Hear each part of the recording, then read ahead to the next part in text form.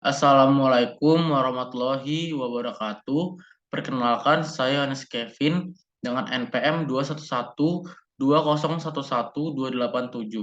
dengan teman sekelompok saya.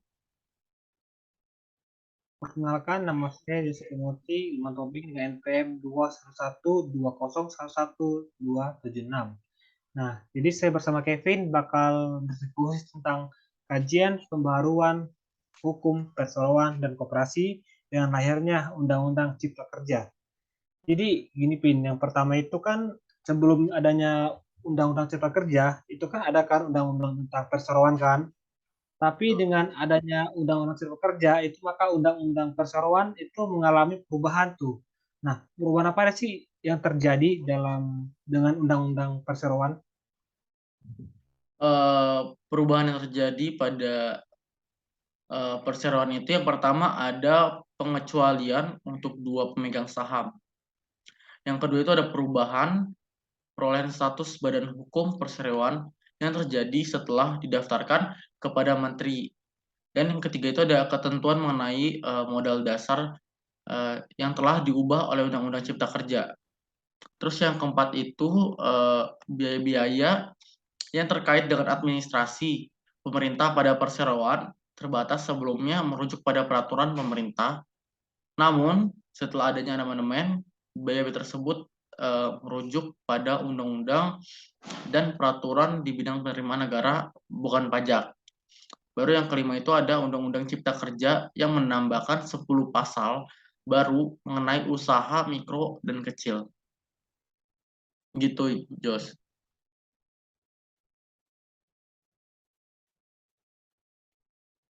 Ada yang mau nanyain?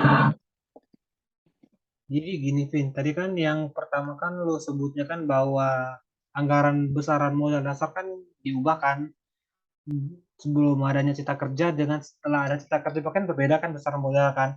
Nah, Yuk. kemudian berapa sih besaran modal paling sedikit kan 50 juta kalau misalnya itu sebelum adanya Ciptaker atau Cipta Kerja kan.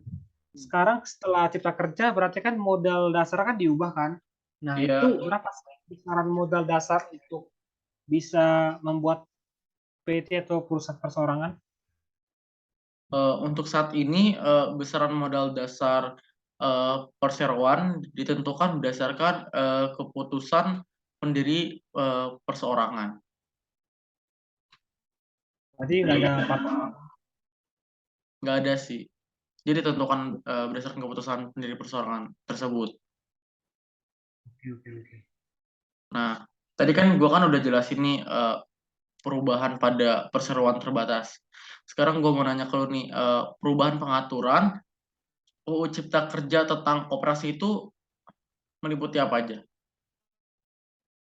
Jadi undang-undang koperasi itu yang pertama itu adalah syarat minimal jumlah pendiri dalam koperasi primer.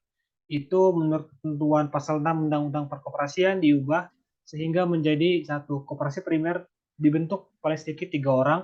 Yang kedua, koperasi sekunder dibentuk oleh paling sedikit 3 koperasi. Yang kedua itu ada pengesahan mengenai sistem perwakilan dalam rapat anggota koperasi. Terus yang ketiga itu dalam Omnibus Law Undang-Undang Cipta Kerja menyebutkan bahwa ketentuan pasal 43 Undang-Undang Perkoperasian diubah sehingga berbunyi yang pertama, koperasi adalah usaha yang berkaitan langsung dengan kepentingan anggota untuk meningkatkan usaha dan kesejahteraan anggota. Yang kedua, kelebihan kemampuan pelayanan koperasi dapat digunakan untuk memenuhi kebutuhan masyarakat yang bukan anggota koperasi. Yang ketiga, koperasi menjalankan kegiatan usaha dan berperan utama di segala bidang ekonomi atau kehidupan ekonomi rakyat. Yang keempat, koperasi dapat melaksanakan usaha berdasarkan prinsip syariah. Hmm, gue mau nanya nih Jos nih, kan pada dasarnya kan sistem perwakilan dalam rapat anggota itu kan sudah diatur ya dalam peraturan uh, Menteri Koperasi dan Usaha Kecil dan Menengah gitu kan. Namun hal itu kan dipertegas ya dalam Omnibus Law pada Undang-Undang Cipta Kerja yang menyebutkan bahwa ketentuan pasal 22 Undang-Undang Perkoperasian diubah nih. Nah, eh, apa sih perubahan apa aja sih yang berubah gitu? Bunyinya apa? Oh, yang diubah itu adalah pasal 22 tentang Undang-Undang Perkoperasian itu yang pertama itu adalah rapat anggota itu merupakan kekuasaan tertinggi dalam koperasi. Yang kedua itu rapat anggota itu dihadiri oleh anggota-anggota koperasi. Yang ketiga itu kehadiran anggota sebagaimana dimaksud pada ayat 2 dapat dilakukan melalui sistem perwakilan dan ayat 4 ketentuan mengenai rapat anggota diatur dalam anggaran dasar atau rumah tangga. Gitu, Pin. Sekarang gue pengen nanya soal ruang lingkupnya, Pin. Apa aja sih ruang lingkup substansi apa Undang-Undang Koperasi dan PT ini? Oke, untuk ruang lingkup nih, perubahan ruang lingkup tentang koperasi itu diatur nih di dalam peraturan pemerintah nomor 7 tahun 2021. Sedangkan perubahan ruang lingkup tentang perseroan terbatas itu diatur dalam peraturan pemerintah nomor 8 tahun 2021. Oke, sekarang syarat berdirinya sebuah PT atau perseroan perorangan. Kalau tentang syarat berdirinya PT itu eh, eh, kan perseroan terbatas ini kan disebut sebagai perserokan yang dimana badan hukum yang didirikan sesuai dengan kriteria usaha mikro dan kecil gitu.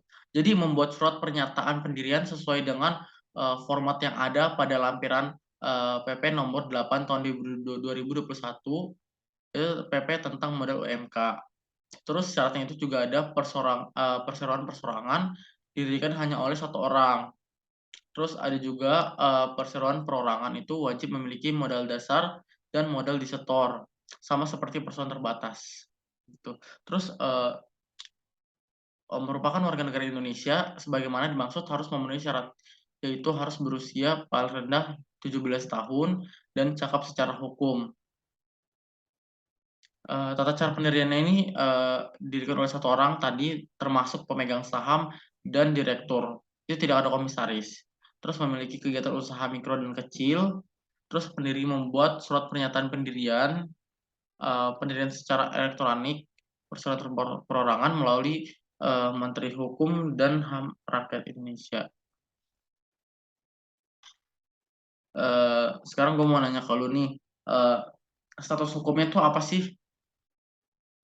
Nah, syarat hukumnya berdirinya perseroan perorangan itu diatur dalam peraturan pemerintah nomor 8 tahun 2001 tentang berdirinya syarat berdirinya proses pendirian dan lain-lain. Nah, kalau untuk koperasi itu diatur dalam peraturan pemerintah nomor 7 tahun 2021 gitu, Vin. Oke, oke. Oke, eh, demikian diskusi kami tentang Undang-Undang Cipta Kerja mengenai eh, koperasi dan perseroan terbatas. Dapat ditarik kesimpulan, yaitu UU Cipta Kerja membuat beberapa peraturan baru dan beberapa peraturan yang diperbaharui dan juga menyebabkan peraturan yang lama sudah tidak berlaku tidak berlaku menjadi landasan berdirinya suatu perseroan terbatas dengan tujuan perseroan terbatas dan koperasi semakin berperan sebagai penggerak ekonomi sekaligus ya, instrumen untuk membangun kehidupan sosial masyarakat Indonesia. Demikian yang kami sampaikan. Wassalamualaikum warahmatullahi wabarakatuh. Oke.